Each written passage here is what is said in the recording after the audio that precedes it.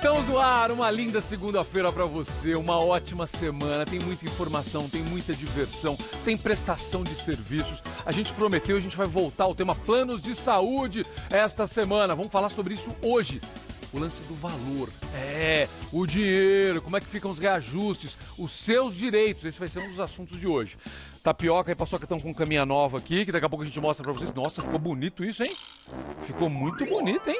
A Tapioca já ocupou a dela. O Paçoca, claro, tá dando um rolê pelo estúdio, como vocês verão daqui a pouquinho. Daqui a pouco a gente fala sobre isso. Sabe do que a gente vai falar hoje? Vamos falar de leite.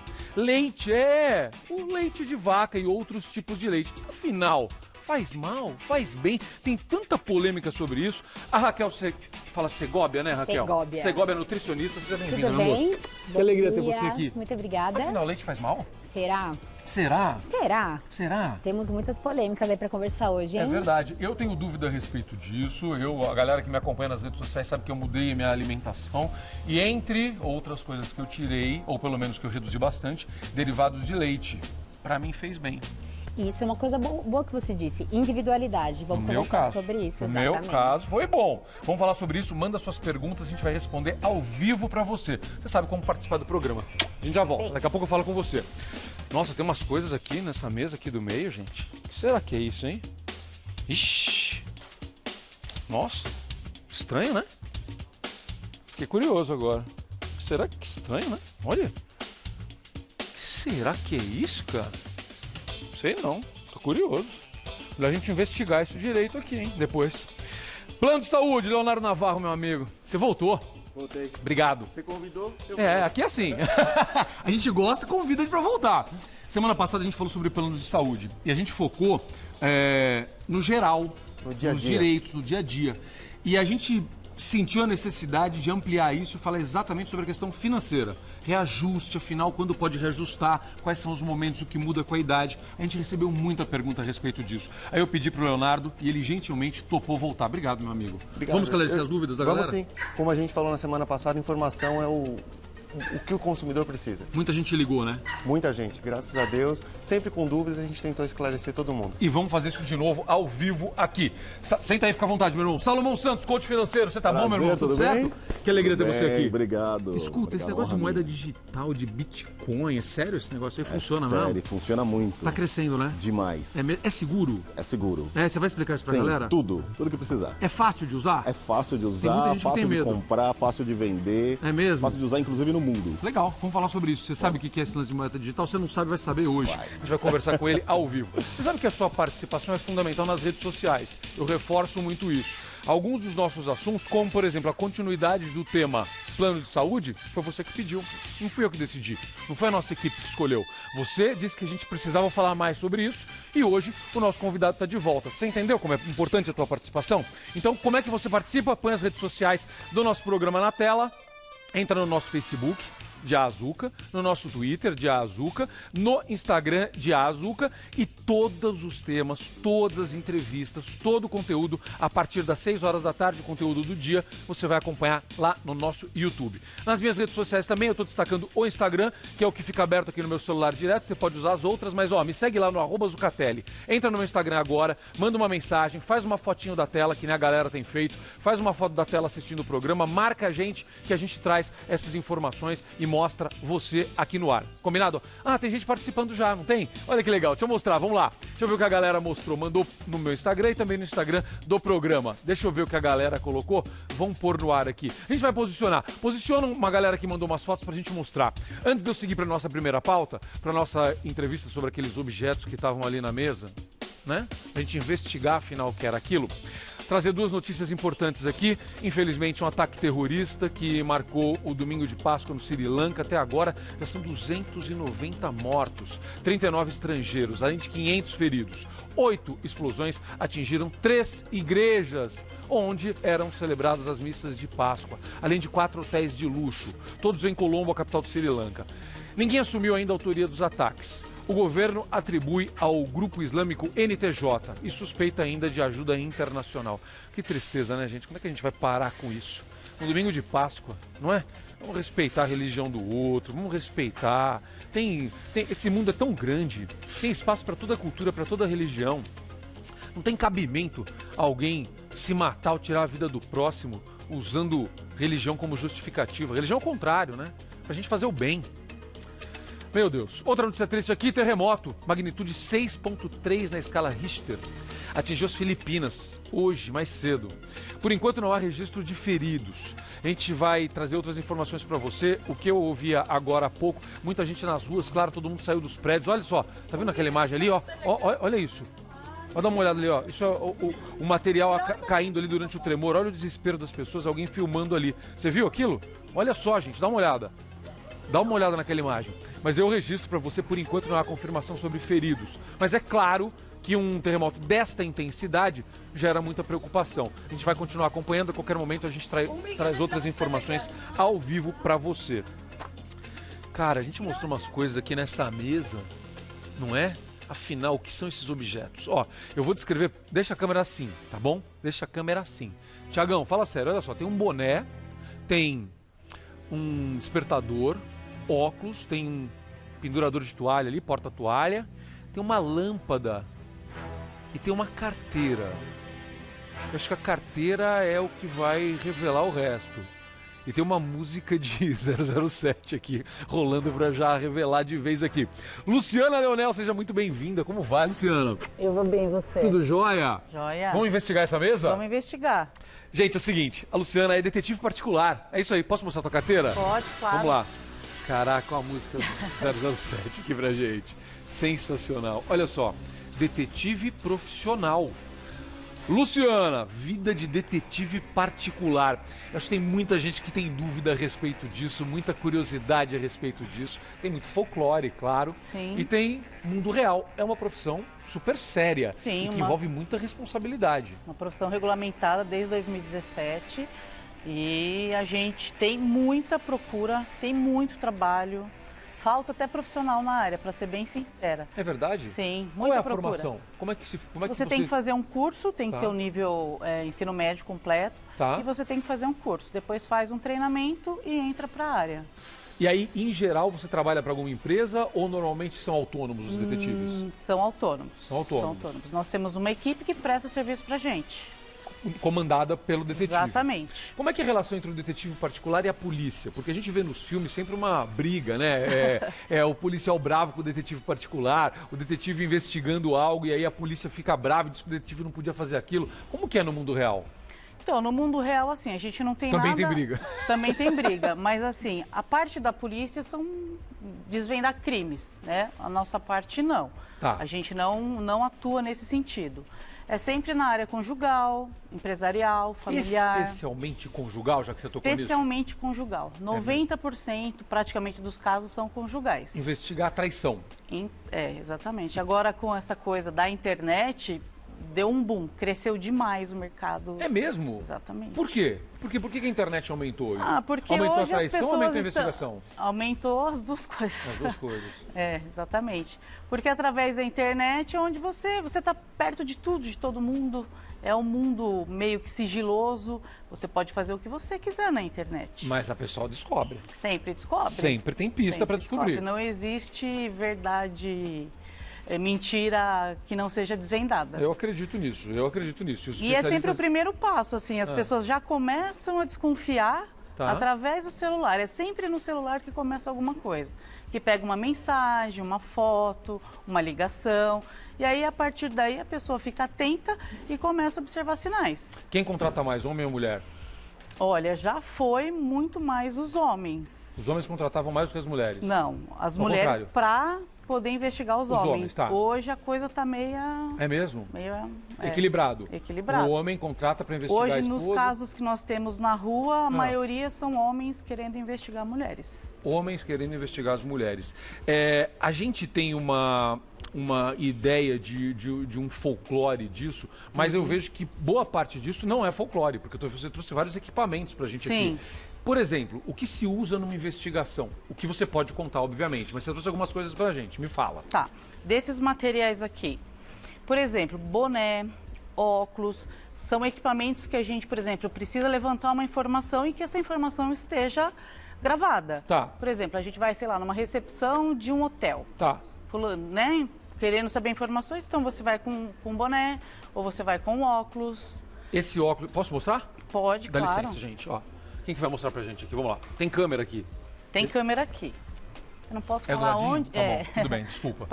Não vou falar os detalhes E aí, do que é, mas vamos lá. Ó. Esse óculos captura as imagens e áudio e depois tem um dispositivo nele que a gente descarrega para o computador e grava no pendrive e entrega para o cliente. A mesma coisa o boné. A mesma coisa o boné. Também tem uma câmera escondida nele. Aí você vai usando um desses equipamentos, você ou alguém da tua equipe. Exatamente. E aí esses daqui você tem para deixar nos locais. Isso. Aí às vezes a pessoa fala assim, olha, eu quero uma coisa rápida.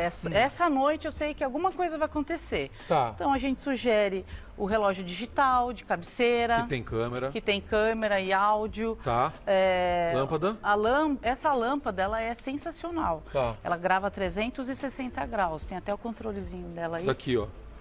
Tudo isso aqui ela grava. Isso, ela grava 360 graus. Então, se você colocar isso no ambiente, ele grava todo o ambiente. Todo. E aqui? E aí é um cabideiro... Cabideiro, cara. Tem uma câmera aqui, bicho. Fala sério. Diversos, eu trouxe alguns. Você trouxe alguns exemplos pra gente, né? Tem chaveiro, tem pendrive, tem uma porção de coisa. Aqui já é para captar áudio? Aí é só áudio, é uma escuta que você conecta via Bluetooth no celular da pessoa que você quer investigar e você grava todo o áudio. E essas coisas vendem pela internet, né? Não tem uma loja específica para isso. Qualquer pessoa pode comprar isso, na verdade, né? Pela internet. O pessoal compra e está disponível isso, né? A questão é saber usar, né? Geralmente as pessoas que procuram a gente, tipo, elas querem o trabalho pronto. Elas querem que no final você dê para ela o resultado. Ponto. Quanto tempo dura uma investigação? Normalmente, em média? Nossos casos, principalmente conjugais, em média 10 dias, 20 dias. Depende. Né? Porque às vezes assim, você só sabe de fato o que está acontecendo quando você começa o trabalho. O microfone soltou. Aqui não tem problema, aqui a gente faz tudo ao vivo. Não tem problema não, deixa eu prender aqui. Tá preso? Pronto. Peraí. Pode. Tá captando o áudio dela aí, gente? Tá ouvindo aí? Tá tranquilo? Pronto. Vamos lá. Então assim, varia. 30 dias, 6 meses, 1 dia. Nós trabalhamos com diárias também, às vezes a pessoa já tem a informação, sabe que naquele dia, naquele horário vai acontecer. Como é que vocês cobram? A cobrança é pelo resultado? Vamos supor, se você descobrir que não teve nada, ou foi um engano, aquela pessoa não estava traindo. Acho que é a melhor notícia possível, né? Ou a pessoa fica torcendo para ter uma traição, eu não sei como é que é isso. Às vezes o cliente fica decepcionado quando não tem. Porque ele fantasiou aquilo de um jeito? Ele fantasiou aquilo de um jeito e depende da quantidade de dias que o cliente fecha. Não é um trabalho barato, vamos dizer assim, mas é um trabalho muito profissional. Entendeu? Então, às vezes o cliente fala, poxa, eu só posso fazer, sei lá, 10 dias. Às vezes naqueles 10 dias não acontece nada. Foi possível. Já houveram casos que o cliente contratou 10 dias, nada, porém tinha uma escuta veicular. E na escuta veicular, que ficou por mais tempo, a gente constatou a traição. Tinha todo um áudio do investigado negociando suíte de motel, enfim. E aí pegou isso e pronto. Pegou e pronto. O que você falou também que além desse tipo de investigação, tem investigações para empresas, né? Que tipo de investigação a empresa contrata? Para espionar, investigar sócio, funcionário roubando. Por exemplo, tem muita empresa que tem funcionários que estão de licença da empresa, mas exerce alguma outra função por fora. Então a gente monitora esse funcionário para provar que esse funcionário tem 2 trabalhos e naquele trabalho está dizendo que ele não pode trabalhar. Ele tem alguma deficiência, algum problema. Ele tem algum afastamento legal, mas na verdade ele poderia estar trabalhando tanto que ele está trabalhando em outro lugar. A gente teve um caso que foi muito legal, acho que foi o caso mais bacana que a gente teve na parte empresarial. Era uma rede de posto de gasolina e os funcionários que ficavam no período da noite roubavam combustível. Nossa. Eles colocaram um dispositivo nas bombas e ali eles enchiam galões e deixava guardado, né? Tinha policial envolvido, enfim, muita coisa. Então o detetive que fez o caso teve que se vestir de mendigo, porque não tinha onde ficar. Era durante a madrugada. Ele se vestiu de mendigo, ficou deitadinho para conseguir fazer todas as imagens. E fez, e registrou tudo. E aí teve o dia do flagrante, que o dono do poço chamou a polícia, e aí os envolvidos foram todos presos. Quando vocês precisam, às vezes já aconteceu de você precisar desenvolver algum dispositivo, por exemplo, o que você tinha não era disponível, você precisava registrar aquilo. Você chegou a criar alguma coisa assim? Precisou ou não? Não, nesse sentido não. Acho que a gente tem todas as ferramentas tem bastante coisa. necessárias, tem bastante coisa. Você deu um exemplo aí no caso, que aí chama a polícia. Quando é empresarial, às vezes tem isso. Mas aí o chamar a polícia é sempre do contratante. interessante. Sim, depois que nós entregamos o trabalho, foge total da nossa responsabilidade o que o cliente vai fazer com aquilo. Tem valor legal? Tem valor legal. Tem valor legal. Tem valor legal. Até mesmo a infidelidade, não mais como antigamente, que antigamente era crime, mas ainda assim tem um peso. A gente trabalha muito com escritórios de advocacia justamente para elaborar provas. Para ser usado. Às vezes num divórcio, numa partilha de bens, guarda de filho, isso sempre tem um peso. O que pode e o que não pode. O que o investigador, o que um detetive pode fazer, o que um detetive não pode. O que é legal e o que pode ser considerado ilegal. O que é considerado ilegal, na verdade, é quando a gente entrega para o cliente um material e o cliente usa esse material para difamar o investigado. Entendi. Quando isso vira... Ou para extorquir, né? Isso, exatamente. Aí não. E da parte de detetive, a gente não pode misturar com crimes. A gente não tem essa... Quando você chega num ponto, vamos supor, você tá investigando ali um caso, Então vou imaginar isso. Está investigando um caso talvez de infidelidade, Sim. Que é, como você falou, 90% dos casos. 90%. Mas aí no meio disso, você descobre alguma coisa que tem uma atividade criminosa ali. Já aconteceu? Já. Sei lá, tráfico de drogas, por exemplo, alguma coisa já. assim. E bastante comum. Porque assim, quando um cliente entra em contato com a gente procura fazer uma anamnese, vamos dizer assim. Fazer algumas perguntas. Quem é o investigado? Qual é a profissão dessa pessoa? Se o cara falar para mim, olha, é policial, desculpa, eu não faço. De cara já fala. Eu não posso colocar a vida dos nossos agentes em risco, porque a percepção de um policial é totalmente diferente de um cidadão comum. Claro. Então a gente não faz. Mas às vezes acontece. Teve um caso, inclusive, que a cliente nos contratou achando que era um caso de infidelidade. E no meio da investigação a gente descobriu que o investigado, ele era um traficante. E aí, o que faz? Então... Aí vocês têm a obrigação de chamar a polícia? Aí você chama a polícia? Não. O que vocês fazem? Não, a gente entra em contato com o cliente, avisa, e para o trabalho. Entendi. Para o trabalho. Entendi. Nesse caso, a polícia não é notificada, nem nesse caso. Não. A gente começou falando sobre isso porque é o que a gente acaba vendo nos filmes. Já aconteceu de você estar fazendo uma investigação, E aí, aquela pessoa, por algum outro motivo, está sendo investigada pela polícia, e a polícia chega junto e manda vocês pararem. Já aconteceu coisas assim? Já. Pouco, mas já. Já aconteceu. Uma vez a polícia, inclusive, nos abordou já com arma, E aí a gente explicou, olha, somos detetive. Aí eles pediram pra gente retirar e foi tranquilo. Foi tranquilo? Foi tranquilo. Qual foi a situação que você considera mais perigosa nesse teu processo aí? O maior susto que você levou? Eu acho que foi uma vez um caso... O cara era dono de bingo.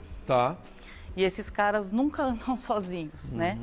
Então foi a mesma coisa do traficante. A gente achou que era um caso conjugal e no meio do caminho nós fomos surpreendidos. Nossa! Porque ele não andava sozinho, ele andava com muitas pessoas apaisando. Ele percebeu que estava sendo seguido? Ele percebeu. E aí foram pra cima de vocês? E aí foram pra cima da gente. Uau! E aí? E aí a gente teve que... Explicar. Estamos aqui por outro motivo, fica tranquilo. Por outro motivo, ninguém está aqui para te prejudicar do seu negócio, enfim. E aí temos que retirar. Nossa. E casos engraçados? Deve ter umas coisas inacreditáveis. Casos engraçados ou mais na área conjugal mesmo. Por exemplo, teve uns 2 meses atrás, a gente deu flagrante num senhor de 83 anos. Pô! Esse é efeito Viagra, né, gente? Então a esposa justamente percebeu que ele andava tomando uns remedinhos em determinados dias, deixava ela na igreja e ela falou, agora eu quero saber o que ele faz nesse período. E ela tinha a mesma faixa, a mesma idade dele? Não, ela era bem mais nova. Bem mais nova. Bem mais nova. E aí a gente fez o monitoramento e foi exatamente o que aconteceu. Ele frequentava uma casa de prostituição. Depois ele saía, buscava ela na igreja e ia embora. Tava indo pro rock and roll, vovozinho. E aí, deu separação isso aí? Então, depois que a gente entrega o material, a gente já não sabe mais o que acontece. Embora alguns clientes acabem dando um feedback assim. E eu vou te falar uma coisa, na maioria das vezes, os homens, quando constatam uma infidelidade, não se separam. As mulheres, sim. É verdade? É bastante comum. O homem, às vezes, ele não está nem preparado para ver o material. Muitas vezes ele fala, Lu, olha, não me manda nada, porque a gente vai dando feedback em tempo real para o cliente, o tempo todo, né? O detetive vai passando as informações e a gente vai repassando. Então tem cliente que fala, olha, não quero saber, principalmente homem, não quero saber, não quero ver, preciso me preparar, preciso entender o que está acontecendo e demora às vezes mais de um mês para o cara, para a gente poder dar notícia para ele de que ele realmente está sendo traído. Tem pergunta de telespectador, deixa eu ver o que a galera tá mandando pra gente aqui, vamos lá. Vamos ver quem que escreveu pra gente. Sueli, o tipo de corpo interfere na atividade? Por exemplo, mais gordinho não conseguiria passar disfarçado? Que curiosidade essa pergunta dela. Não tem nada a ver. Não tem nada a ver. Uma exigência que a gente faz quando a gente vai contratar um detetive, que ele tenha de preferência moto. Por quê? Para monitorar uma pessoa em São Paulo, de carro, é bastante complicado. Moto, você já tem uma agilidade maior. Então, se a pessoa tem moto, tem aptidão para fazer aquilo, independente de idade, de peso, não tem nada a ver. Não tem nada a ver. Dá uma ideia pra gente de quanto custa. Qual é a média disso? Dá uma ideia pra gente, Lu. Olha, só pra gente saber. A média, R$800 por dia. Tá, é a média disso. É a média. Tá. Aí pode ser mais e pode ser menos, dependendo da quantidade de dias que você fecha. E da dificuldade que vocês vão ter. Exatamente. Perfeito, olha. Muito legal. Como é que o pessoal acha você? Tenho certeza que você vai ter gente contratando aqui. Me fala. O site é www.detetiveluciana.com.br. Detetiveluciana.com.br. Olha, alegria conversar com você. Achei um barato. Eu que agradeço. Acho super bacana, é curioso, é interessante. E tem dois focos nesse bate-papo aqui. Claro, gerar curiosidade para quem tem essa necessidade, para o pessoal saber. E também para quem às vezes está em busca do que fazer, de uma profissão diferente. Olha que legal. De repente pode ser a sua vocação, quem sabe. Exatamente. Minha amiga, obrigado. Alegria de receber. Obrigado, viu? Obrigado a Sucesso. você. Obrigado. Seguinte, no próximo bloco a gente vai falar sobre leite. A gente falou pra você no começo do programa a respeito do leite faz bem ou faz mal. Eu falei que eu tirei, ou pelo menos reduzi bastante, os derivados de leite na minha vida. Pra mim fez bem. Mas será que isso é bom pra todo mundo? A gente explica depois do intervalo. Daqui a pouco também tem todas as dúvidas sobre planos de saúde. Reajustaram o seu, você ficou bravo? Será que reajustaram além do que deveriam? A gente vai explicar pra você, tá bom? Não sai daí, a gente já volta. A Azuca tá de volta. Cara, foi interessante essa entrevista sobre detetive particular, né? Quanta coisa, quanto equipamento, a galera ficou curiosa. A gente recebeu um monte de mensagem legal aqui. Nossa, já tem gente desconfiada aí, depois a gente mostra pra você. Mas vamos lá, o pessoal mandou mensagem aqui nas nossas redes sociais, você sabe que você pode participar sempre. Vamos colocar o que o pessoal mandou pra gente, Eustáquio? Olha aqui, oba, eu adoro quando a galera manda fotinho no fundo, é tão legal isso. Olha a Ruth fazendo faxina em casa e vendo você me assistindo aqui. Obrigado, Ruth, obrigado, meu amor. Ó, a gente fazendo uma entrevista aqui, ela fez a foto. Faça a foto assim também, manda pra gente que a gente coloca no ar. Rede social da Ruth é Ruth1052 Ramos, Ruth1052 Ramos. Bora, obrigado, Ruth, beijo pra você. Tem mais? Olha que legal, a Verônica ASP. Que delícia, tá de folga em casa e assistir você. Adorei o nome do programa, muito criativo. De Azuca. Ideia da galera aqui da TV Gazeta, também adorei, muito legal. Manda suas fotos. Olha, mais gente aqui fazendo foto. Eu adoro quando a galera faz isso. Minha Páscoa é minha vida. Todos os dias vocês são minha companhia. Obrigado, meu amor. Mensagem da Cida, numa entrevista que a gente fez sobre Páscoa, ó, na sexta-feira. Olha que legal. Olha que bacana isso, falando sobre Páscoa, sobre religião. Muito bacana. Obrigado, meu amor. Obrigado. Faça a mesma coisa. Tá assistindo a gente? Faz uma fotinho da tela. Mostra lá. Manda aqui que a gente mostra no ar, tá bom? Daqui a pouco a gente mostra outras aqui. Participe nas nossas redes sociais. Gente, vamos falar sobre leite? Eu tenho muita dúvida a respeito disso, gosto muito desse assunto e eu fiz uma opção na minha vida. A Raquel Segovia é nutricionista. Mais uma vez, Raquel, obrigado. Tudo bem? A gente já recebeu várias perguntas da galera sobre isso. Que legal. Eu sou muito curioso sobre esse assunto.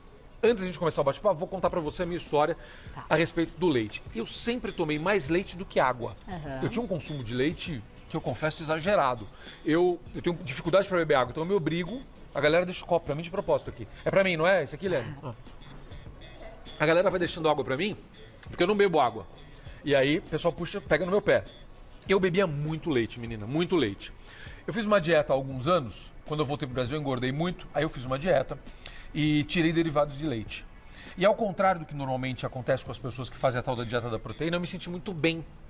Eu me senti bem. Eu fiquei com mais disposição, eu dormia melhor, eu acordava melhor. E aí eu descobri que alguma coisa da minha alimentação estava me fazendo mal.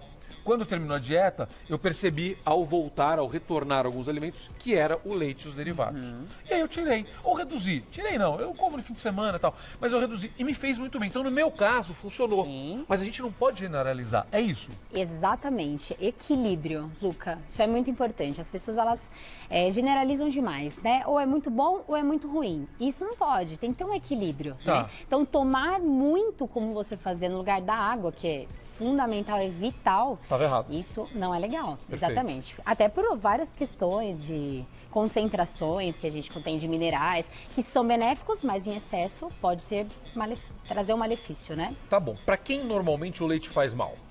Quem tem intolerância à lactose e alergia à proteína do leite de vaca, que são coisas distintas, Zucca. Tá. Que as pessoas muitas vezes confundem, Confundem. inclusive. Tá. Vamos falar rapidinho sobre? Vai, eu quero, por favor. Intolerância à lactose. São pessoas que possuem algum problema na fabricação da enzima lactase. Tá. Então, ela tem problema com a lactose, Perfeito. que é um carboidrato. Os pacientes que têm essa alergia à proteína do leite de vaca, eles possuem intolerância à proteína caseína, então são coisas distintas. Tanto que os sintomas são diferentes também. Quem tem intolerância à lactose possui um tipo de sintoma, quem tem a proteína do leite de vaca é outro e é muito mais grave, inclusive. É né? mesmo, é? Exatamente. A alergia à proteína do leite de vaca, ela pode levar uma pessoa à morte, é muito sério. E a intolerância à lactose, às vezes tem algum remedinho que a pessoa pode tomar Isso antes. que é a enzima lactase. E aí resolve o nosso problema. corpo não fabrica, ou fabrica pouco quando a gente tem essa intolerância. Tá. Então, quando a gente toma a enzima, a quebra beneficia nessa quebra da lactase e aí a pessoa... E outra coisa importante, Zucca, existe vários graus. Tem pessoas que têm leves e tem pessoas que têm muito grave, que não pode comer nada, nem que tenha leite, né? Tem Entendi. pessoas que alguns alimentos toleram, outros não, enfim. E aí não faz. Se a pessoa tem uma leve, por exemplo, que é o meu caso, você come um pouquinho, não tem problema, certo? Exato, ou alimentos que têm menos, por exemplo, Perfeito. queijo, tem menos lactose, Tá. aí ele tolera. Agora, o Perfeito. leite puro não, porque a concentração é maior, então isso depende de cada pessoa. Entendi, perfeito. E aí você tem alternativas, né? Porque eu lembro que na época o pessoal ficou falando, não, usa leite de cabra, usa leite de ovelha, além dos vegetais. Sim, sim. Alguns vegetais possuem bastante proteína, né? Então, muitos casos ou outros tipos de leite, a gente tenta substituir. Lembrando que isso é muito individual de cada pessoa, entra muita questão de digestão também. Então, no seu caso, poderia ser uma digestão, afetava a sua digestão, o leite. Então, você se sentia mal, desconforto, isso acontece muito, né, na população, principalmente em crianças. Agora, sabe o que é engraçado? O iogurte não me faz mal, ao contrário. Então, diminuição, então, no seu caso, é mais fácil que a gente pode alegar que era a questão com a lactose, porque o iogurte possui menos. Perfeito, tá entendido. Vamos lá, o que você trouxe aqui? Deixa eu ver, Nós temos tem algumas vários. opções Tem de... o leite de vaca, que é o primeiro, a gente já falou bastante sobre ele. Aí você trouxe o de aveia, o de arroz, o de soja, alguns vegetais. Então me fala, vamos lá, Vamos explica. lá. Primeira coisa, Benefícios. Zucca, benefícios do leite de vaca. O leite possui uma proteína de alto valor biológico. Tá. Então, ele é extremamente importante para produção de massa magra, reprodução celular, fisiologia, né? Questões de órgãos, pele, principalmente massa magra. Perfeito, tá. Além de alguns minerais que são muito importantes, né? Ferro, cálcio, vitamina D, então extremamente importantes para a parte de ossos e dentes, parte de manutenção de massa magra para os idosos, principalmente. Então, o nosso leite de vaca, ele tem essa questão dessa polêmica dele não ser bom. Ou seja, tem um pouco de folclore disso. Ele pode não ser bom para algumas pessoas. Exato, mas assim, hoje em dia, nosso leite é muito industrializado, né? Tem muito aditivo, tem muito conservante, então isso é o que faz ele ser mais... trazer alguns malefícios, né? Hoje, Zucca, já tem alguns estudos mais recentes que eles mostram que o leite já não é tão inflamatório como a gente achava antes. Tá. Então, as coisas estão se atualizando, a gente consegue observar que tem os benefícios, mas que por alguns motivos tem os malefícios, principalmente pela questão industrializada dele, né? Perfeito, mas assim, não é pra gente, então, vamos ter isso muito claro, viu, gente? Isso é muito importante, que às vezes a gente pega algum alimento e aí a gente leu em algum lugar que aquilo faz mal e a gente acha que aquilo simplesmente faz mal. Não é assim. Não é assim. Você tem que ver, às vezes, no teu caso, não faz mal, muito pelo contrário. E ele vai te fazer falta. Fala sobre os benefícios. Por que o leite é importante? Manutenção de massa magra, primeira questão, proteína de alto valor biológico, né? Essa proteína, ela é muito rica, né? E a gente encontra principalmente nos alimentos de origem vegetal, como o ovo, o leite, né? Então, a carne, mas o leite, ele é bem rico e ferro, vitamina D, que caminham juntos, né? O cálcio, a vitamina D, o ferro. Então, para pacientes que têm anemia, por exemplo, o ferro é excelente, porque ele está junto. Para pacientes que têm osteoporose, até para prevenção também, né, Zucca? A gente fala dessa questão da patologia já instalada, mas na verdade a gente está trabalhando muito a prevenção, principalmente. Perfeito, né? Perfeito. Eu falei para você que eu sempre tomei muito leite, né? Que é até mais do que eu deveria, eu confesso. Menina, eu nunca quebrei um osso. Ah lá, viu só? Não é? Exato. Nunca. Pra criança... E ó, já caí de moto, já, vê lá, de skate, já... Todo mundo me conhece minha história, as coisas que eu apronto na vida aí. Nunca quebrei um osso, então devo estar bem de calça. Exato. Né? Então, para criança é importante essa ingestão, por essa fase de manutenção, tá começando a desenvolver, em fase de crescimento, então esse leite ele vem. E uma coisa que é muito importante também, Zucca, pode-se desenvolver uma intolerância por... Então, eu li que o leite engorda. Aí você para de tomar. Exato. Aí eu posso desenvolver. Por quê? Porque o meu corpo para de fabricar a enzima lactase. Super legal. Então, isso é muito importante, gente. Não tem um equilíbrio. Observe o que o seu corpo diz. Perfeito. Ele que vai falar pra gente o que é legal e o que não é. Consulte especialista, tá, gente? Não pode ser só o Dr. Google, não, tá? E aí, vamos lá, você trouxe outras opções de leite aqui. Exato, a gente tem algumas opções aqui vegetais. Eu gosto muito de arroz, sabia? Dá pra gente dividir aqui na nossa bancada uma parte onde são os leites que tem mais carboidratos e os que têm mais gordura. Ah, que legal, então explica, quais então a gente olha, acha que são os vegetais, acha que são todos iguais e não são. Então, por exemplo, o de arroz e o de aveia, eles são feitos de grãos, certo? Então eles são ricos em carboidratos. Arroz e aveia tem mais carboidrato. Do que, por exemplo, o de castanha e o de castanha de caju ou amêndoa. O de arroz, a palatabilidade dele é muito mais aceitável, né? É mesmo? Então, para cozinhar... Fica melhor pra mim. Exato, porque ele tem mais açúcar, que é um amido, então ela acaba sendo mais doce, né? Então, tem que tomar cuidado com a quantidade ingerida, porque tem mais carboidrato. Bacana. Né? Diferente da aveia, que tem também essa concentração de amido, mas tem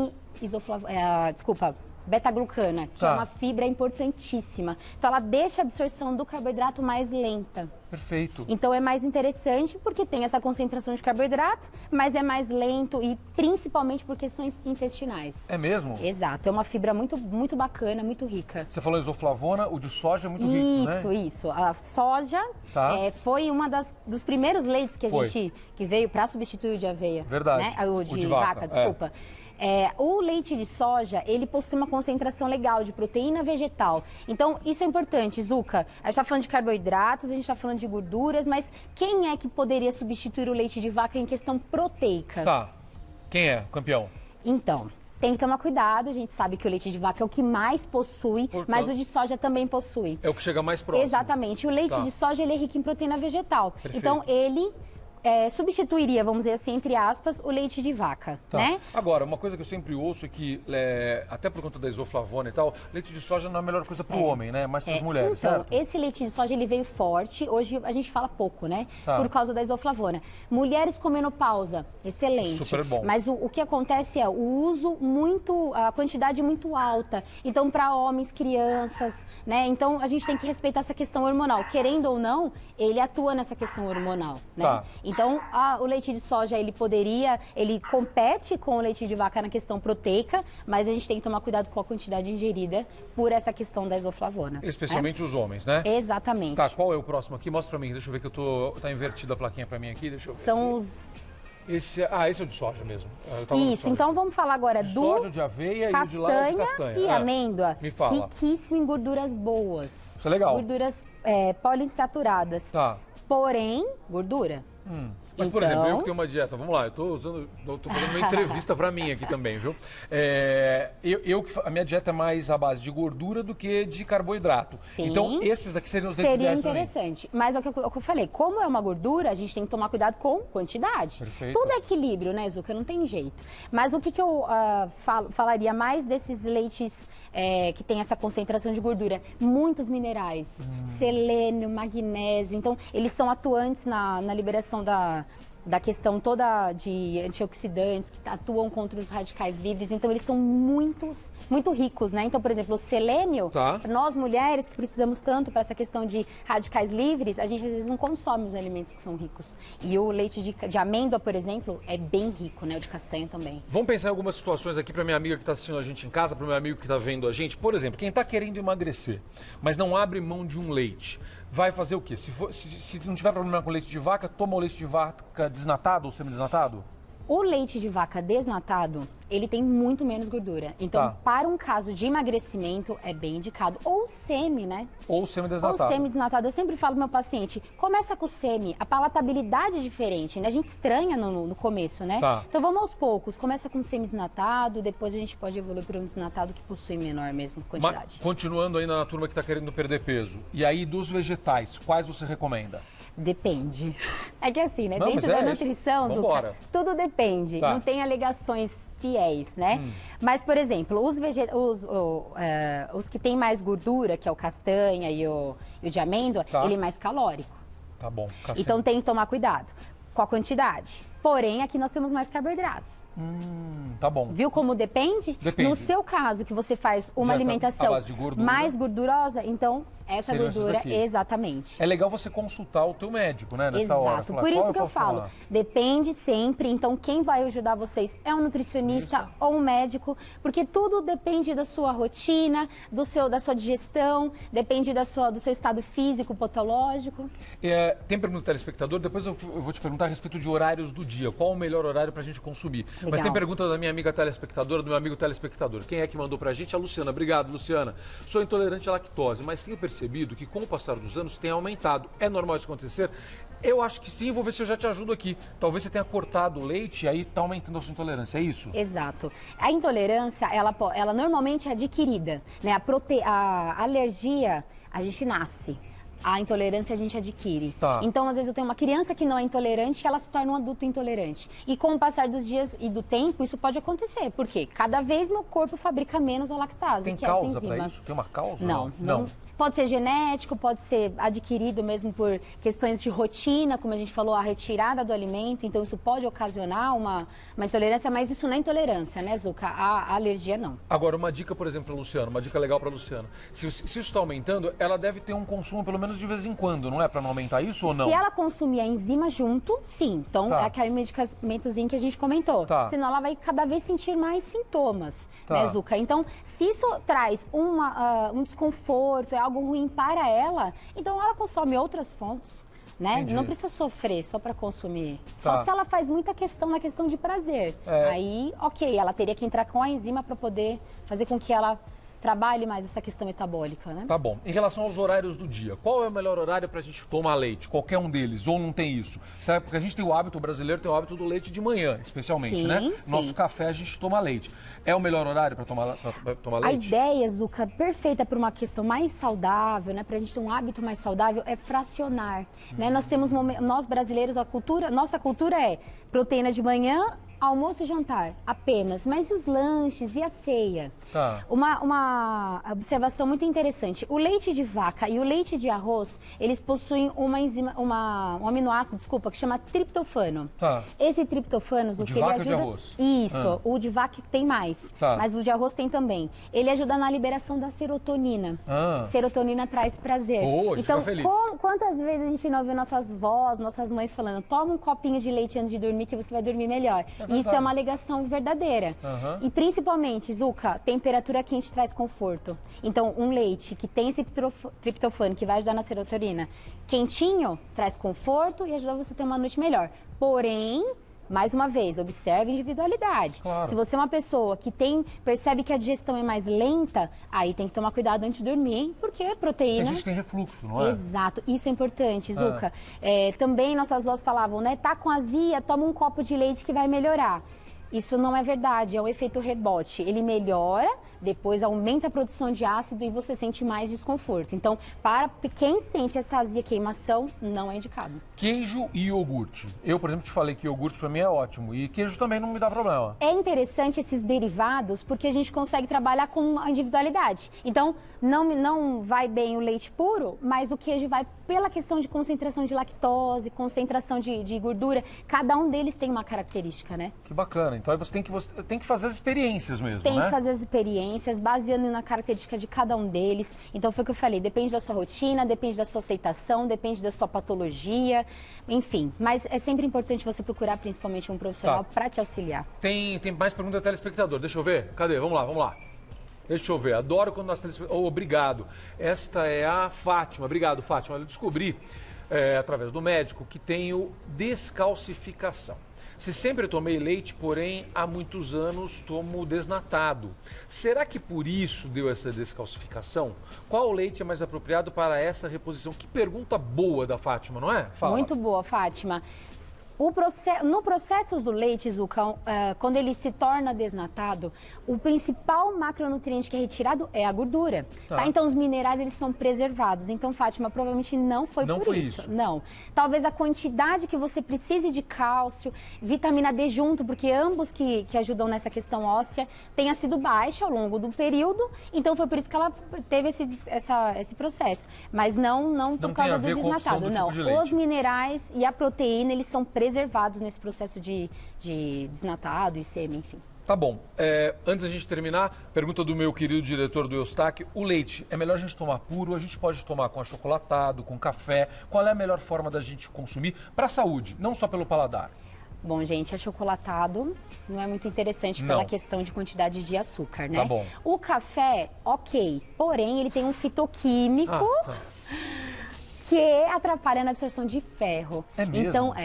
Então, assim, é óbvio que nós teremos outras fontes de ferro na nossa alimentação e de cálcio, enfim, mas essa combinação pode atrapalhar um pouquinho. Mas, Zucca, vamos de paladar, né? Tomar um leitinho com café, traz tanto prazer. É tão bom, né, menina? Então não dá uma dó de falar, não toma? É isso. Não. Se você tomar separadamente, você toma um pouquinho de leite puro e o cafezinho, aí não tem problema? Não, juntos porque a digestão, na verdade, vai ser junta, então não tem jeito. Eu tô tentando te ajudar, minha amiga. Eu tentei te ajudar aqui. É o que eu acabei de explicar e é o que eu bato sempre nessa tecla com meus pacientes. Zucca, equilíbrio. Não é porque algo vai atrapalhar que eu nunca mais vou tomar. Lembra sempre do prazer, sempre de ter esse equilíbrio, de ter outras fontes também na alimentação, porque a gente acaba tendo problema aqui, mas a gente compensa ali e a gente vai assim se equilibrando. E eu tiro uma informação importante aqui, que eu já tinha ouvido de alguns especialistas e ela confirmou pra gente aqui, a Raquel, que é o seguinte: a gente tem que tomar cuidado com a informação, a gente não pode ser radical. Às vezes alguém fala pra gente que aquilo faz mal, a gente tira aquilo da nossa alimentação e aquilo pode te dar um problema no futuro. Exato. Como, por exemplo, até agravar alguma coisa que pra você era sutil, como uma pequena intolerância, e vai ficar grande porque você resolveu que você ia tirar daquilo da tua vida. Exatamente. E aí vira um problema. Tem muita gente tendo esse problema com o glúten, né? Exato, Não e assim, eu escuto muito isso. Não tomo mais leite com lactose porque estou em emagrecimento. Gente, a lactose é um açúcar, mas calma. Vamos observar o quadro geral, que é mais interessante. Muito legal. Como é que a galera te acha, Raquel? Instagram, doutora Raquel Segóbia. Doutora Raquel Segóbia, tá lá. Várias informações, sei onde eu atuo. São Caetano do Sul. Minha terra, no ABC. Meu amor, muito obrigado, Obrigada, viu? É um prazer. Adorei ter você aqui, viu? Obrigada, viu? Muito legal, muito legal. Assunto muito importante. Fala, meu irmão. Voltamos. Bora. Que coisa boa, que coisa boa. Leonardo Navarro tá aqui com a gente. Você tá bem acompanhado aí, né, Leonardo? Sempre. Tá bem acompanhado, hein? O Paçoca tá só com o Leonardo aqui, ó. Vamos lá, gente. É o seguinte. Você manda nesse programa aqui. Minha amiga, meu amigo. Semana passada, o Leonardo veio aqui. A gente veio falar sobre planos de saúde. E aí a galera mandou muita mensagem. A gente tem um tempo determinado para entrevista, às vezes a gente estoura um pouquinho, deixa o meu diretor maluco lá em cima e tal, mas a gente consegue fazer determinado tempo. Só que a gente recebeu muitas perguntas sobre a questão do valor, do reajuste, das regras. E aí eu falei, vamos fazer especialmente sobre isso. Então manda suas perguntas pra gente. Vamos lá. Leonardo, existem regras específicas para todo o plano de saúde? Ou seja, os reajustes são determinados pelo governo ou é livre isso? Não. Para isso a gente tem que entender, Celso, primeiro ponto, nós temos 3 tipos de planos de saúde. 3 produtos diferentes no mercado. 3 produtos diferentes. A gente tem que descobrir qual é o nosso primeiro. Exatamente. Quais são os produtos? Primeiro produto é o produto plano individual, Plano individual. familiar. Que você falou que é o melhor de todos. É aquele isso? que você contrata diretamente com a operadora. Então não tem intermediário. É a pessoa física que contrata diretamente com uma operadora de saúde. Eu, Celso, vou lá e contrato um plano de saúde no meu nome, no meu CPF. Com qualquer operadora que tenha Tá. esse produto disponível. Perfeito. Acabou. Os 2 outros produtos são os produtos. É o plano de saúde coletivo Tá. e o plano de saúde empresarial. Tá. Empresarial, o próprio nome já fala, uma empresa concede esse benefício para os seus funcionários. Tá bom, então você é funcionário de uma empresa, você tem acesso a um plano de saúde e é isso, é uma outra coisa. Mas Mas não é você você que paga. existe aquele que você paga um Uma percentualzinho da mensalidade. Tá bom, Tá? perfeito. Tem algumas empresas que dão 100% desse benefício ao seu funcionário. Quando você paga, você tem que assinar um termo que você aceita ter aquele plano de saúde ou se recusa, isso é possível também. E o terceiro produto disponível é o plano coletivo, que é o quê? É aquele plano destinado a profissionais de profissão Uma determinada regulamentada. categoria. Plano dos advogados. por Dos exemplo, da advogados, OAB. isso, exatamente. Aí a OAB faz um convênio com algum tipo de operadora ou de intermediária, por exemplo, para que crie esse grupo e forneça o plano de saúde. Então tem para advogado, professor, contador, médico, engenheiro, jornalista, diversos tipos de planos coletivos. Então, Olha lá. Olha, vamos lá. Plano de saúde e produtos disponíveis para você. Tudo na tela para ficar fácil para você. Perfeito. Os individuais, os coletivos e os empresariais. são os 3 tipos de planos de saúde que são regulamentados e que existem hoje no mercado. Perfeito. Vamos lá. Então, como é que a gente sabe? No caso do plano empresarial, o reajuste vai ser... Você vai ser informado pela tua empresa em geral, se você pagar uma parte, certo? Exatamente. Você vai ficar sabendo. Agora, como é que a gente sabe se o reajuste do nosso plano está sendo feito de forma correta? Vamos lá. Quem é que determina esse valor? Vamos lá. O plano individual, ele vai sofrer 2 reajustes. Tá. 2 reajustes. O primeiro reajuste é aquele contratual, é aquele reajuste que você vai ter todo ano. Tá. No plano individual, quem regulamenta este valor é a Agência Nacional de Saúde Suplementar, ANS. Ou seja, este valor é determinado pelo governo. Tem um limite disso que eu... Não tem limite, mas é um plano que se tem muito mais cuidado com relação ao reajuste. Tem um controle maior. Tem um controle, os órgãos de defesa do consumidor e principalmente o consumidor, aquela pessoa que é afetada diretamente, tem muita voz contra isso. Então, por exemplo, até o ano passado, o reajuste ia ficar em 10%.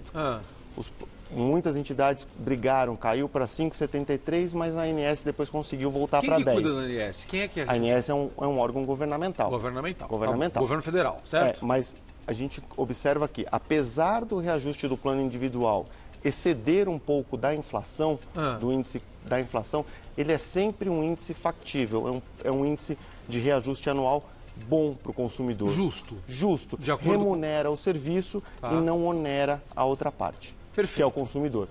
Isso para o plano individual. Além deste reajuste, todos os planos sofrem aquele reajuste por mudança de faixa etária. Individual, coletivo e empresarial. Isso também está previsto em lei. Está previsto em lei. Quais são as faixas etárias e o que muda? Vamos lá. Os contratos até 1999, janeiro de 99, não tinham regulamentação nenhuma. Por quê? Não existia nem a ANS ainda. Tá? Então era aquilo que estava previsto no contrato. Você pega o seu contrato lá, Acabou. você tem um plano que você fez antes de 1999, é o que tiver escrito no seu contrato. Isso. Pode ter discussão? Pode, lógico, mas aí vamos falar no momento até oportuno, senão a gente vai até alongar muito. Depois de 99, criação da ANS, passaram a se ter faixas etárias, inclusive, se eu não me engano, são 7 faixas etárias, tá? De 10 em 10 anos praticamente, só que até pessoas maiores de 59 anos e até 70 anos. Então era um reajuste por faixa etária bem extenso. Perfeito. Depois, então, de 99 até 2004, imperavam essas 7 faixas etárias bem extensas. Vamos lá, vamos chegar aqui no telão. Vem aqui no telão comigo. A gente consegue colocar nessa tela aqui, Eustáquio? Pra gente chegar mais perto para eu poder ler. Obrigado, gente. Vamos lá. A gente faz junto. Fica então, bem ali que a gente consegue ver juntos. Vamos lá. Reajuste por faixa etária, um critério de remuneração. É válido. Até janeiro de 99 era aquela livre, totalmente livre, como eu expliquei para você. Estava no contrato. Do jeito que ela queria. Estava no contrato. Se você eventualmente entendesse que ocorreu alguma distorção, você podia brigar. Lógico. Tá. Depois, janeiro de 99 até janeiro de 2004, eram essas faixas etárias. Olha só, que engraçado, Celso. Que engraçado não, e até muito complicado isso. As pessoas, quando entram aqui no maior uso do plano, sofriam reajustes. Perfeito. Tá? Perfeito. E aí, eu enviei um outro Tem outra slide tela? Muda para outra que tela. vai falar especificamente do que é hoje a faixa etária. Pronto. Hoje. Pode. Tá, reajuste por faixa etária. Mais um. Pronto. Hoje, mudou. Por que teve essa alteração importante? Por causa do Estatuto do Idoso. Tá. Limitou a faixa etária. 59 anos é a última idade para se ter o reajuste por faixa etária. Ou seja, quando vier o reajuste daqui, o valor é o último por faixa etária. Não vai mais poder aumentar a não ser o que vier da inflação. Tá correto? Que é o reajuste anual. Só isso? Só isso. Não tem mais como dar nenhum salto. Não. E tá correto isso, porque em geral, gente, pra gente entender isso, em geral é quando a pessoa já está terminando a vida profissional dela. É claro que a gente trabalha mais tempo, mas em geral, a partir daí, a sua grana não aumenta mais, a pessoa não vai ganhar mais. Ao contrário, ela vai ganhar menos em geral, ela pode até continuar em atividade, mas você não vai ter. No resto da vida, você vai crescendo um pouquinho, vai ganhando um pouquinho mais, vai ganhando um pouquinho mais, e aí vai acompanhando. Daqui não vai. E aí como é que vai? Teu plano de saúde aumenta tudo e seu dinheiro diminui? Fica impossível. Tá exatamente. Fraco. Não, exatamente. Eu recebo diversos questionamentos, por exemplo, de pessoas idosas que falam, doutor, eu não tenho mais condição de pagar meu plano de saúde. Por quê? Estão com aquele plano antigo, com aquela outra sistemática. Tá, mas por exemplo, vamos lá. Que vai reajustando. Então, isso aqui só vale para quem fez o plano depois de 2004? Exatamente. Quem fez antes, aquela não. regra está em vigor para aqueles contratos antigos. Então, se a pessoa tiver o contrato antigo, ela não tem o que ela fazer. Tem, que é justamente procurar o Poder Judiciário para tentar trazer equilíbrio para o contrato. Ou seja, às vezes as pessoas conseguem na justiça que o plano, mesmo sendo antigo, ele entre nessas normas aqui? Entre nessa limitação. Isso pode ser feito? Pode. É comum essa briga no judiciário. E a justiça tem ido em defesa do consumidor nesse caso? Tem, porque senão o contrato fica de tal forma distorcido que o idoso acaba ficando sem plano de saúde. Entendi. E aí vira um problema para a saúde pública. Que já não, praticamente, já não faz nada, sem né? Já não grandes consegue. críticas, mas já é muito complicado o atendimento. Grandes críticas, que já é horrível. Vamos sentar aqui para a gente voltar. Então vamos lá. Então vamos entender direitinho. Enche a tela de novo com essa última informação para a gente entender o que está valendo hoje. Pode encher a tela com esse último slide para você aí de casa. Então vamos lá. Estas são as faixas. Até 18 anos, mesmo valor, de 0 a 18 anos. Nasceu, seu filho nasceu, você fez o plano de saúde dele lá, que a gente já explicou para você na entrevista anterior, né? São 6 meses, certo? Que ele fica pendurado no... Não, 30 dias. Só 30 dias. 30 dias, pendurado no plano de saúde do pai. Do pai ou da mãe, 30 dias, depois ele precisa ser incluído como dependente. Tá bom, então ele vai ter o plano dele. Até 18 anos esse valor não vai mudar. Não vai mudar. A não ser o reajuste da inflação. O reajuste anual. Tá perfeito. Depois, tem um curtinho ali, 19 a 23. São faixas menores. Tá legal. São faixas bem menores. Então vai ter as operadoras vão podendo aumentar nesse período aí. 19 a 23, 24 a 28, depois aos 33 anos, aí depois aos 38, é verdade, são várias faixas agora, né? São 10 faixas. Aos 48, quanta oportunidade de reajustar, né, gente? Beleza. Fala sério. Aí depois, a última aos 59 anos, né? Pronto, depois de 59 anos não pode. Por expressa limitação pelo Estatuto do Idoso. Tá. Isso é uma limitação do Estatuto do Idoso. E aí os planos de saúde, então, precisaram se adaptar com relação às faixas etárias. Agora, quais são os índices permitidos para esses reajustes por idade? Porque é isso que deixa as pessoas loucas. Este é o grande problema. Primeiro, esses reajustes estão previstos no contrato. E aí eu tenho que ser também crítico com relação ao consumidor. A gente não lê o contrato. Não lê o contrato. Tá. E aí o que acontece? Estes reajustes, eles vêm, de certa forma, caminhando para que o contrato fique sem reajuste aos 59 anos. Tá. E aos 59 anos, é aí todos os contratos, Celso. O individual, o coletivo e o empresarial sofrem um reajuste, assim, astronômico. Tem casos aí de reajustes de 140%, 150%, 230%. E está no contrato? Na faixa etária 59 anos. Então, o que acontece? A pessoa faz 59 anos e recebe um reajuste altíssimo. Multiplica por quase 3 o valor que ela paga. Quando a gente fala altíssimo, é altíssimo mesmo. Planos de saúde de R$1.000 saltando para 2.300, 2.400, 2.500. Realmente onerando muito aí o consumidor. Tá, e aí o que essa pessoa pode fazer? Nada? Não, hoje, talvez esta demanda seja a que mais está presente no judiciário com relação, são diversos escritórios, diversos consumidores que foram atrás, tá? Então existem sim decisões que passam a regulamentar melhor esta última faixa. Portanto, essa questão da faixa, é só o que rege isso é o contrato, oficialmente. O contrato. O olhar do governo da ANS é só para o reajuste que tem a ver com inflação, com a correção. Está correto? Não.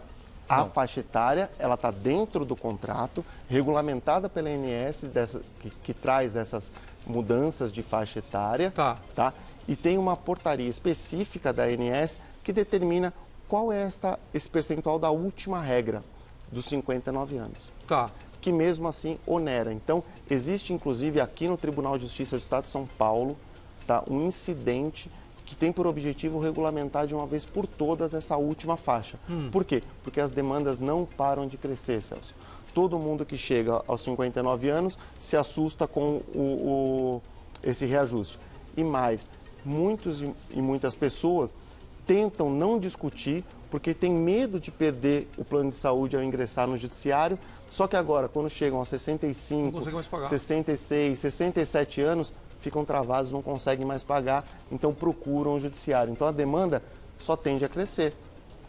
Então o judiciário hoje, o Tribunal de Justiça tem um incidente que vai, de certa forma, regulamentar essa última faixa, ou seja, trazer um índice que remunere o contrato, claro, que é justo. Ninguém quer que o operador de plano de saúde quebre, gente, não é isso. Sim. Mas a gente tem que conseguir pagar. Então o contrato vai ser remunerado de uma forma justa com relação a essa última faixa, só que não vai onerar excessivamente o consumidor e vai viabilizar que ele permaneça com o plano de saúde. Tá, como é que eu sei se esse reajuste por faixa etária está sendo feito corretamente? Eu tenho que pegar o meu contrato? Como é que eu faço isso? Da faixa etária de 0 até 59 anos, está lá, está no contrato. Inclusive, quando você adere ao plano de saúde, e não importa qual produto, você já vai receber ali uma tabela. E a tabela vai estar ali, com relação a cada faixa etária, 8%, 10%, 12%, 6%. Então, isso é muito importante. E outra coisa que assusta as pessoas e que é legal, é que pode ter um ano que a pessoa vai ter, são vários anos onde a pessoa vai acumular 2 aumentos.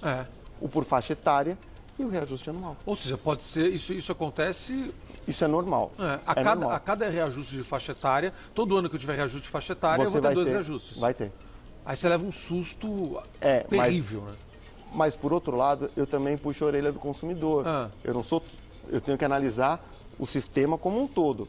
E com relação a isso, está no contrato. O consumidor tem que ler, o consumidor tem que estar atento, ou tem que procurar o corretor, procurar o advogado para entender o que está acontecendo no contrato. Mas, por exemplo, vamos assim, no mundo que a gente sabe que a gente não pode contar com a saúde pública, infelizmente. Sim. Infelizmente não pode, é uma pena, é um erro isso, mas a gente não pode contar com a saúde pública, então a gente tem que depender do plano de saúde, a gente tem que depender da saúde particular para a gente continuar vivo, né? Não tem jeito. Então vamos lá. O problema é que não é muito parecido entre uma operadora e outra. Porque assim, eu estou pensando na questão do reajuste, né? Então a gente vai lá, a gente olha. Então, bacana, esse daqui eu estou com 40 anos, eu vou fazer meu plano de saúde, eu vou trocar de plano de saúde, eu vejo lá tal. Esse plano cobra tanto, aquele outro cobra tanto. Aí quando eu vou olhar os reajustes, não é tudo muito parecido? Vão ser parecidos, mas vai depender muito, por exemplo, vamos falar do plano coletivo. O plano coletivo hoje é um grande atrativo, porque plano individual, lembra que eu falei na semana passada que sumiu do mercado? Então, onde eu cairia como advogado? No plano coletivo. Na minha faixa etária, o produto pode ser bastante atraente. Entendi. Só que o reajuste anual, ele não é um reajuste limitado pela ANS, é um reajuste livre. E esse é o problema do plano coletivo e do plano empresarial. O reajuste, por exemplo, do plano coletivo, ele leva o anual, né? Tem 2 questões que influenciam. Primeiro, é o custo da atividade, que o plano de saúde, até de uma forma, aí eu falo, errônea e de uma forma ilegal, quer transferir para o consumidor. Ele quer transferir o custo da atividade para um índice de reajuste. Mas está lá, está na lei, ele pode fazer isso. Que é o que eles falam de reajuste financeiro, que vai contemplar, então, um percentual ali que vai ser embutido do custo médico hospitalar, inflação do custo médico hospitalar. E o segundo índice que onera este percentual justamente é algo chamado sinistralidade.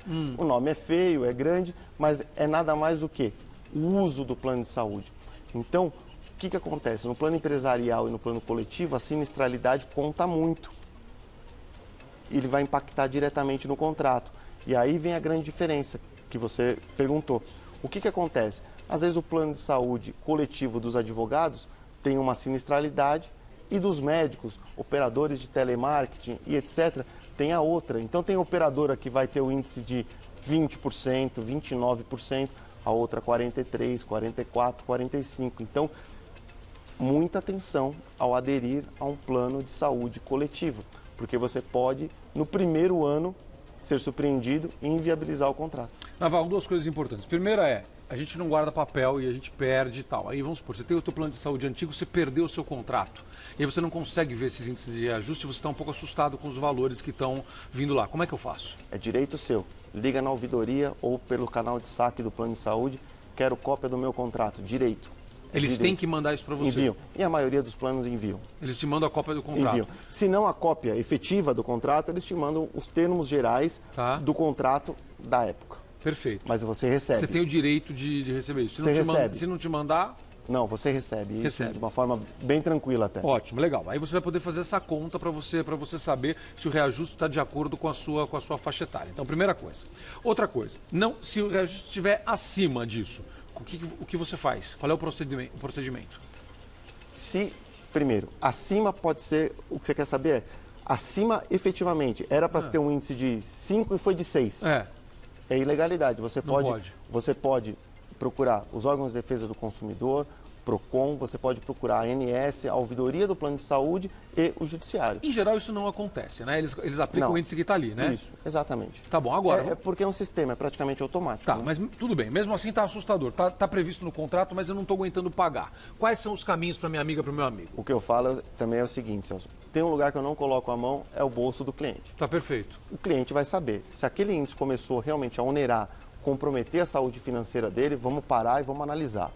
Realmente comprometeu a saúde dele e é um índice que está onerando demais, aí o Código de Defesa do Consumidor prevê isso. Um contrato não pode ter uma distorção que inviabilize que a parte continue no contrato, que o consumidor continue.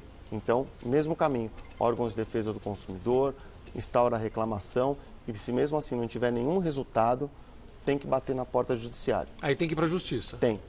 Não tem jeito, porque só a justiça vai ter o poder de realmente impor ao plano de saúde uma conduta que é alterar aquele índice. Perfeito. Não tem jeito. Perfeito. E só para a gente terminar, em relação às coberturas, às vezes a gente tem algumas coberturas, a gente tem que olhar o nosso contrato lá também, obviamente. Mas tem algumas coisas que não estão cobertas, que estão cobertas. Isso é sempre uma briga muito comum com o plano de saúde, né? Sim. Você chega lá na hora que você mais precisa, você chega no hospital, não, isso aqui o teu plano não cobre. O que a gente faz? Vamos lá. Primeiro de tudo, existe uma norma emitida pela ANS que cria o rol de procedimentos que todo plano de saúde tem que cobrir. Tá. Esse rol, aí que é a dica, para o consumidor ficar muito esperto. Esse rol, ele é cobertura mínima. Mínima. É um mero, um mero direcionamento. Se, por exemplo, o teu médico te indicar um tratamento que não está previsto naquele rol, mas for um tratamento que é já testado, já existe a técnica, já está disponível no mercado, você pode brigar sim para que o plano de saúde pague. Por quê? Porque às vezes para ser incluído no rol, que é uma mera questão administrativa, pode demorar 2, 3 anos até. E você precisa daquilo agora. E você precisa daqui agora.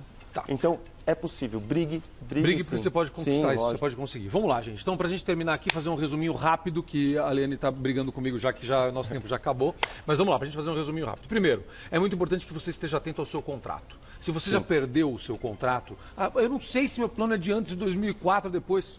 Não tem problema, não tem problema. A gente não tem que guardar tudo mesmo, a gente esquece. Não é sua culpa, eu não guardo também. liga pro plano de saúde, você tem um plano de saúde, liga lá e fala, eu tenho direito, por favor, mande uma cópia do meu contrato. Aí você vai ver lá direitinho de quando é o seu contrato, quais são os seus direitos, para você vai ter os índices de reajuste por faixa etária. E você vai saber em qual faixa você contratou, se era até 99, depois de 99 ou depois de 2004. São 3 fases. São três possibilidades de reajustes aí. Antes de 99, entre 99 e 2004, depois de 2004. Perfeito. Por isso que é importante você ter o seu contrato na sua mão. Aí você vai saber se está sendo reajustado da maneira que deve. Há alguns anos, infelizmente, você vai ter 2 reajustes, prepare-se para isso, que são as mudanças de faixa etária e o reajuste anual que vai ter de qualquer forma, que é o reajuste da inflação. Isso vai acontecer. Se você tem um plano individual, este reajuste é determinado pela ANS. Perfeito. Não pode passar disso. Se você tem um plano coletivo ou empresarial, meu amigo, não tem limite para isso. Então você tem que fazer conta para ver se aquilo cabe no seu orçamento ou não. E se não couber, você vai pedir ajuda de um advogado para buscar os seus direitos. E tem uma outra dica que eu vou dar agora, puxando sardinha para o seu lado aqui, que é o seguinte: às vezes a gente acha que é muito caro você fazer uma análise do seu plano de saúde com um advogado. Não é. Passe, vá ao advogado e pede para ele analisar o seu contrato. Se está com dúvidas, porque aí ele vai poder te ajudar para dizer, olha, no seu caso vale a pena você mudar de plano, no seu caso não vale a pena, no seu caso a gente vai em busca dos seus direitos nesse sentido. Peça para o advogado analisar o seu contrato. É algo que pode te ajudar demais, inclusive na contratação do seu plano, minha amiga, meu amigo. Às vezes você vai lá e você acha, não, mas vai custar muito caro. Não. O retor está lá, ele tem o papel dele, ele vai te vender o plano, mas às vezes você contratar um advogado só para olhar o seu plano também vai te ajudar para olhar o seu contrato. Analisar questões de portabilidade, downgrade. Por quê? Eu não quero sair do sistema, não tenho dinheiro, fiquei desempregado. É isso. Me aposentei. Tudo bem, você tem um plano aqui coletivo que era um plano excelente, top, mas você pode fazer um downgrade, vem para um plano intermediário, muda de operadora. Tudo isso é possível, a portabilidade hoje está regulamentada. E o advogado vai te ajudar a analisar isso. Às vezes é difícil pra gente. Meu irmão, muito obrigado. Sempre um bate-papo muito rico. Navarro, uma alegria. Obrigado, Convida Celso. a galera aí, quem quiser te achar nas redes sociais, enfim. Procura, eu sempre disponibilizo o nosso site, que lá tem todos os outros contatos. www.lsn.adv.br www.lsn.adv.br LSN. Isso. Que é Leonardo? Sobral Navarro. sobralnavarro.com.br. .adv.br. .adv de advogado.br. Fala de novo. lsn.adv.br. Sério, pergunta tudo pra ele. Ele é gente boa de tudo e ele atende a galera e explica. Obrigado. Obrigado, Celso. Muito obrigado, gente. Muito importante esse assunto. O Dia Azuca tá de volta, daqui a pouquinho tem um bate-papo sobre Bitcoin, certo, Paçoca? Gostou da sua casa nova ali? Paçoca e Tapioca estão com caminhas novas ali, né? Tá dando um maior rolê pelo estúdio, né, Nanico? Vamos lá, presta atenção aqui. Vinheta no ponto. Você viu? Roda aí.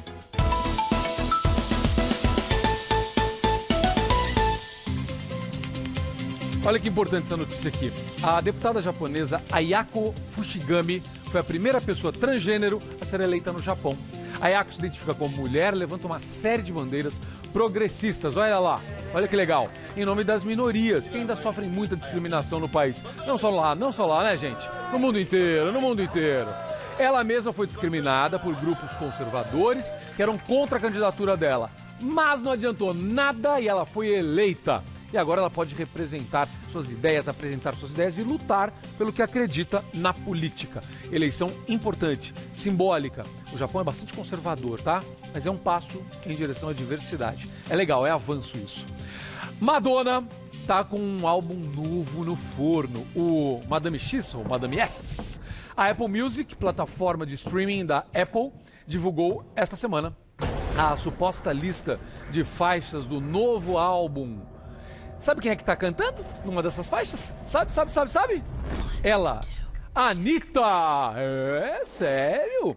Desde o ano passado tinha uma especulação grande aí de uma parceria das duas por causa de uma foto que foi divulgada das duas juntas. Parece que o boato é real. Que legal, né? Fico tão feliz de ver... essa foto aí, ó. Fico tão feliz de ver uma artista brasileira bombando, que nem quando eu vejo os filmes com o Rodrigo Santoro, eu falo, mó legal isso, né? A gente fica muito contente de ver o brasileiro bombando. É super bacana. Você sabe o que é Bitcoin? É esse dinheiro virtual.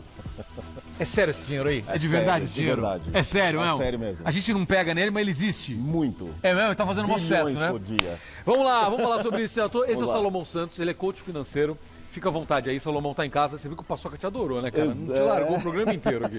Verdade. Vamos lá, Então. explica pra minha amiga que tá em casa, pro meu amigo que já ouviu falar disso. O filho dele fala muito, o sobrinho fala, aquele irmão dele também fala muito. O que é essa tal dessa Bitcoin? Bitcoin é uma moeda, Tá. uma moeda que foi criada, tá? Porém, é uma moeda descentralizada. O que significa isso? Ela não está ligada a um país, a uma economia, a um banco central. Ela não é um dólar americano, ela não é um real brasileiro, ela não é um euro. Exatamente. Porém, hoje, vamos dizer assim, que é uma das moedas mais transacionadas no mundo. A gente mesmo? tem bilhões e bilhões sendo negociados todo santo dia. Só pra gente entender, coin é a tradução para moeda do inglês, tá? E bit, você usa bit, que é digital. Então é uma moeda eletrônica, exatamente isso. Moeda digital. Bom, mas quanto vale uma Bitcoin? Uma Bitcoin inteira, hoje ela está valendo R$22.700. R$22.600? Exatamente, Bitcoin? uma Bitcoin. Mas você pode comprar fracionado, ou seja, você pode comprar centavos, como centavos de pode dólar. Comprar um pedaço de Bitcoin. Exatamente, desde R$100, R$50 até milhões de reais você pode comprar em Bitcoins hoje, são transacionados, inclusive no Brasil hoje, uma média de negociação aí na casa de 2 bi dia. 2 bilhões, entre 1 e 2 bilhões por dia de bitcoins comercializados.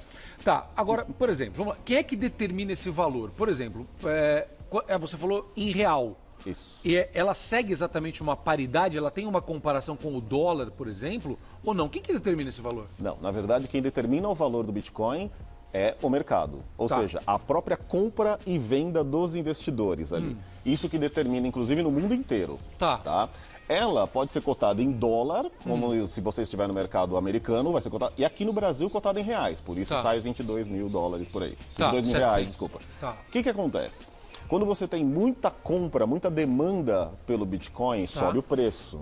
Caiu a demanda, ele diminui. Qual foi o máximo que ela já valeu? Ela já valeu mais ou menos aí uns $22 mil em 2017. 4 vezes mais do que ela está valendo hoje. Exatamente. Ela teve aquele boom em 2017, que subiu mais de 1.800%. Teve gente que ganhou muito dinheiro, ficou rico com isso. Sim. A gente ficou milionário, até bilionário com isso. Aí ela teve a realização, que acontece com qualquer moeda. Que é a venda, tá, gente? O pessoal juntou muito, aí percebe, o pessoal que entende do mercado vende. Exatamente. Quando vende, o mercado cai. Exatamente. E agora ela começou a ter uma nova estabilização, chegou aos $3.200, está de novo na casa dos seus 5 mil e poucos dólares aí. Pra que alguém compra uma Bitcoin? Qual é o objetivo de alguém comprar uma Bitcoin? Olha, você pode comprar Bitcoin para investir, você pode comprar Bitcoin para mandar para fora do país, pagando muito menos taxas. Essa é a grande vantagem também do Bitcoin. Você pode comprar Bitcoin para você... Tem alguém querendo comprar Bitcoin. Tem alguém querendo comprar Bitcoin. Fala, pode vender, vende Bitcoin aí. E ainda você pode usar para comprar mercadorias. Hoje já tem empresas que, para ter uma ideia, no próprio Paraná aqui, a gente tem, aqui no Brasil, né? A gente tem imobiliárias que vendem casa via Bitcoin, aceita Bitcoin. Tá? Hoje já tem empresas que pagam até salários e até bônus em Bitcoin, não só no Brasil, mas como no mundo. No Brasil já tem isso? Já tem isso. Tem empresa pagando bônus em Bitcoin? Exatamente. Meu Deus. Olha que interessante. Agora, como é que eu uso o Bitcoin? Então, tudo bem, se eu ganhar meu salário em Bitcoin, como é que eu compro o meu leite? Muito simples. Faço, hoje existem, por exemplo, até um banco de Bitcoin no Brasil, que você pode até ter cartão de crédito que você tem do Bitcoin e você utiliza em qualquer lugar. Hoje você pode vender e comprar Bitcoins de uma forma super simples através das exchanges. Então você vai lá, você abre a sua conta, como se fosse num banco normal, você coloca os seus reais, compra a Bitcoin e você pode... Por exemplo, hoje você pode comprar uma camiseta na Paulista, que tem alguns lugares que já aceitam Bitcoin. Como que faz essa transação? Como é que faz? Se eu chegar na Paulista, vou dar um exemplo, eu vou chegar na loja e como é que paga? Você pode simplesmente transferir aqueles satoshis, que são os centavos de Bitcoin, seu para o wallet, que é a carteira da outra pessoa. Então, por exemplo, eu vou comprar sua camiseta. Eu chego aqui, vejo quanto custa essa camiseta, faço a conversão em Bitcoin, transfiro aquela quantidade que eu tenho de Bitcoins para você, vai para sua carteira neste momento. No máximo 5, 10, 15 minutos já está na sua carteira. Você já confere, fiz a compra com você. Agora, qual é a vantagem de você fazer uma transação em Bitcoin? O que você ganha com isso? Na verdade, ou a pessoa que está vendendo usando Bitcoin? Então, na verdade, o Bitcoin, para você transacionar, existe uma grande vantagem, principalmente quando você vai para o exterior. Por exemplo, se você tem numa exchange aqui no Brasil, o que é isso? A exchange, só para explicar um pouco mais, é uma corretora de Bitcoins no Brasil. Tá. Você comprou os seus Bitcoins aqui e você vai viajar para os Estados Unidos e quer usar esse dinheiro lá. Você tem duas formas. Ou através de um cartão de crédito que você tem em Bitcoins, que você pode utilizar lá, como você pode transferir as suas Bitcoins daqui do Brasil para lá, para uma exchange lá e vender em moeda local. Aí eu saco em dólar lá. Você vai sacar em dólar e o custo dessa transação é muito mais baixo do que você paga de conversão, de câmbio aqui para você, IOF num cartão de crédito. Você não paga IOF? Não. Não paga? Não paga. Se você fizer isso. E é legal? Isso está dentro da lei? É legal, está dentro da lei. Pela lei? Sim, porque o que acontece? Na verdade, no mundo inteiro, o Bitcoin ainda não é regulamentado. Existe uma coisa que é importante que fique claro para quem investe ou quer comprar, quer participar desse mercado, que é assim, você não estar regulamentado não significa que você não está fora da lei, não é isso. Simplesmente, os bancos centrais, eles precisam se conversar para poder entender melhor essa moeda. E como regulamentar, porque cada país tem uma regulamentação diferente, inclusive hoje age de uma forma diferente com relação à moeda. Por exemplo, no Japão, hoje, você usa Bitcoin para comprar cafezinho. Olha que interessante. Porque o sistema permite essa transferência. Porque o sistema permite isso. Hoje, quando a gente trabalha, por exemplo, aqui no Brasil, você precisa fazer a transferência de uma outra forma de exchange para exchange. Você pode fazer. E você pode, por exemplo, como eu falei, você vai viajar, você pode pegar esses bitcoins, vender em moeda local, trabalhar e seu custo é infinitamente menor. Então, hoje, as empresas estão usando muito isso? Não? As empresas começam a utilizar muito isso, inclusive para meios de pagamento. Por exemplo, eu tenho um fornecedor em Hong Kong, eu tenho um fornecedor no Japão. Eu posso, em vez de transferir em dólar, ou ien, ou em euro, eu posso mandar em Bitcoin para ele. E a grande vantagem é, se eu compro hoje e faço um câmbio normal, ele demora entre 24 a 48 horas para poder chegar na mão da outra pessoa lá fora. Bitcoin em 15 minutos, meia hora já está na wallet da pessoa lá fora.